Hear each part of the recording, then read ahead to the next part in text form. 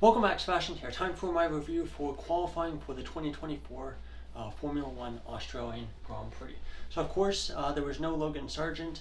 I'll talk about that a bit at the end of the video. But starting right away in Q1, at the beginning, Ocon, a couple minutes into the session, really light contact with the wall at the exit of turn 14. Luckily for him though, no damage to the car. After the first runs of qualifying, the bottom four drivers, of course bottom four, not bottom five, were Zhou, Russell, Gasly, and Ocon.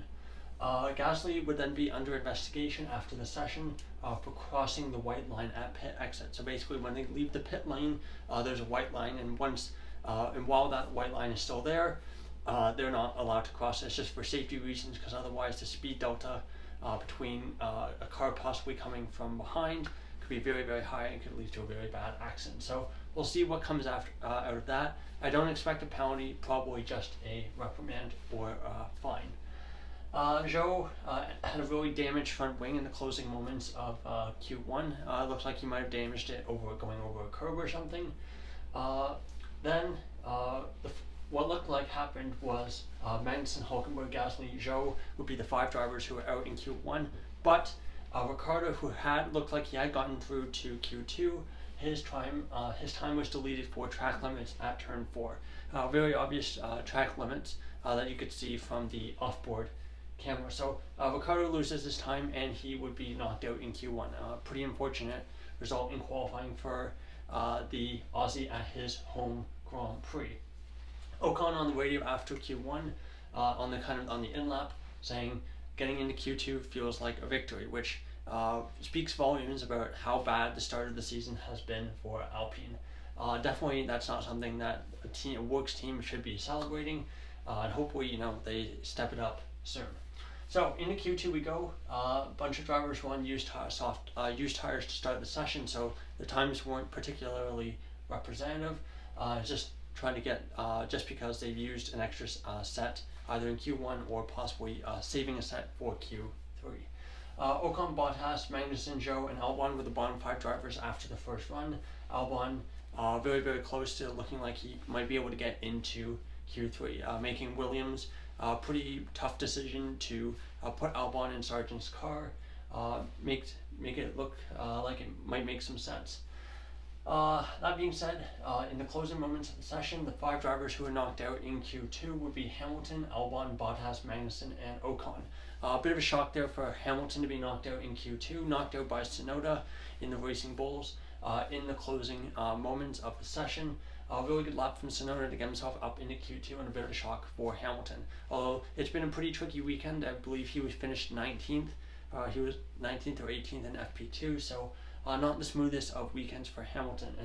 And while the gap between himself and Russell was the closest it's been through the first three races of the season, still not the start of the season that Hamilton would have wanted, especially in qualifying. In Q3 we go, and Sainz looked like the guy to beat.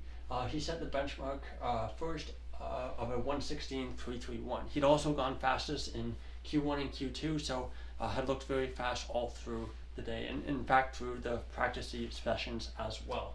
But then Verstappen goes fastest, a 1:16.041 to go to the top of the timesheet. They also showed a replay of Fernando Alonso going through the gravel trap at turn 6. No contact with the wall, but probably damaged the floor of his car there, which contributed to him to where he ended up at the end of the session. Piastri comes on the radio as well, reporting floor damage on the left side of his car. Not sure if that came at the exit curve of turn 11 or at turn 1, one of those places, but that probably compromised him as well in Q3. Stroll almost loses it at turn 10 on his first flying lap. Looked very, very like a massive snap of oversteer, but Stroll luckily caught it. Otherwise, that could have been a big accident in the gravel trap and a big repair job for the mechanics. But luckily for them, Stroll managed to save the car. Then, going on to the final runs of Q3, it looked like it would be very close between Verstappen and Sainz for pole position. Trading sectors, they both were up on their previous best times, and Sainz would go first, a 1:16.185, not quite good enough, and Verstappen would set the would improve his benchmark a 1:15.915. So the only driver to go into the 1:15s. Leclerc, another driver who looked like he might have been able to challenge for pole, although he was a bit off of Sainz pace today. He pitted, not even completing his final lap after a mistake at turn 12. So a bit of a disappointing qualifying for session for Leclerc, especially when it looked like at points during practice today that Ferrari might have the pace to get on pole. So Verstappen ends up with pole position by 2.7 tenths of a second, a pretty decent margin at the top. But I do think Sainz in second did put up a really good fight, especially coming off of the appendicitis that he was suffering from 2 weeks ago. So that's the front row of the grid. After that, Perez qualified third. I think a really good result from him. Massive improvement as well from his qualifying performance here last year. Then there's Norris in fourth, followed by Leclerc in fifth. Piastri sixth. I think a little bit disappointed by that. Would have liked to qualify a bit higher up at his home Grand Prix. Then we have the lead Mercedes of George Russell in seventh. Tsunoda eighth. A really excellent effort by him, getting the Racing Bulls into the top 8, qualifying both Aston Martins as well. But when one of them went to the gravel trap and the other one's Lance Stroll, I think it's not that difficult to qualify both Aston Martins. So Tsunoda 8th, rounding out the fourth row of the grid, and then Stroll out qualifying Alonso there. Of course, probably because of that damage going through that gravel trap probably had a big impact on that. Further down, we have Hamilton in 11th, Albon 12th, Bottas 13th, 14th Magnussen, 15th Ocon, of course getting out of Q2, getting out of Q1, and then Hulkenberg, Gasly, Ricciardo, and Joe rounding out the grid. And of course, no Logan Sargent. So just finishing up talking about Sargent, I think, you can look at this. I think there's a bit of blame. This whole situation, there's a bit of blame on all three sides. Of course, for Albon, shouldn't have crashed into FP1. He probably would have known that they didn't have a spare chassis available, given that the drivers usually have access to that kind of information. So maybe he should have gone a bit easier in the session, not gone so hard, like all out in practice. But that being said, the drivers obviously have to find the limits of the car. Usually when a chassis is wrecked, a team can just replace it with a new one. It's not such a big deal. Yes, it's a lot of work. Yes, it's probably a lot of money as well, which can be negatively impact the team in terms of the cost cap. But usually it's not the biggest deal if they wreck a car in practice.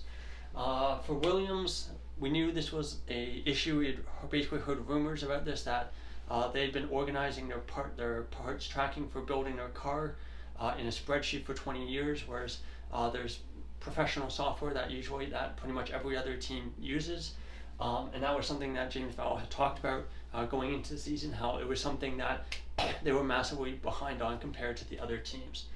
So I do think Williams does have a fair share of blame in this, not being able to bring a spare chassis to Australia.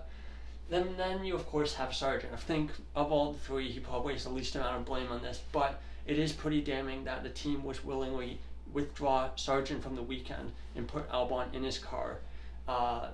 It's damning that there's that much of a pace deficit between those two drivers, and the team actually will willingly take that driver out, even though he didn't really do anything wrong in this case. So, not great for Sargent. I'm sure it will definitely dent his confidence.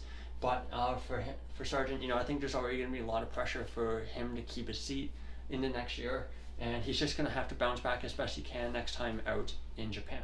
So there you go. There's my review of qualifying for the 2024 Australian Grand Prix and kind of my take on the whole Sargent, Albon, Williams situation. Thank you so much for watching, and goodbye.